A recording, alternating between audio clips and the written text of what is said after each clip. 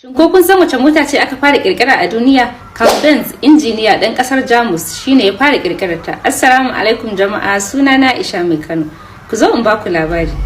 Baya son mutane suna shiga mota mai kama da amalanken doki, so yake ya kirkira abu mai tafiya da kanshi wanda ba sai an ɗora ba dabbobi ba. Bayan share shekarar 1885 ya kirkiri motar farko mai suna Benz Patent Motor Wagon. Bayan da motar ta fara tafiya akan tituna, mutane suka yi ta jin tsoro kuma suna mashi kallon marar hankali saboda ya haɗa inji da kuma man fetur da zai iya kamawa da wuta kuma ya fashe kamar bom.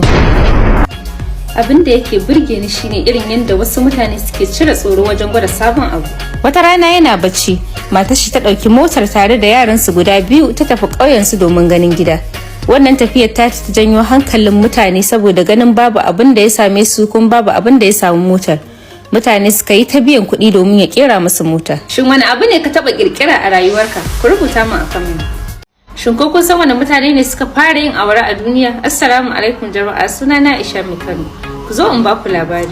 Awara ta samo asali ne a ƙasar China shekara 2000 da suka wuce tun zamanin daular Han. Ai in gaya muku, awara ta farko da aka fara yi a duniya ba awara aka yi ba.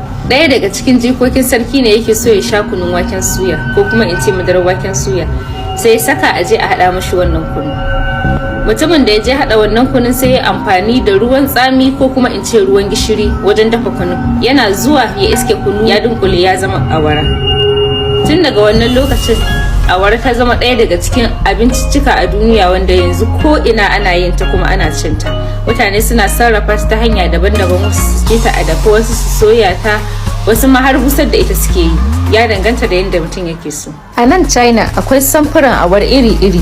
Akwai awara mai warin kwata, akwai mai kamar taliya, akwai bakar awara, ga mai laushi, mai tauri, kai wata ma ba za ka yi tunanin awara ba ce. Ga sunan dai iri daban-daban. Hanyoyi nawa kuka sani da ake amfani da su wajen sarrafa awara? Ku rubuta mu a comment.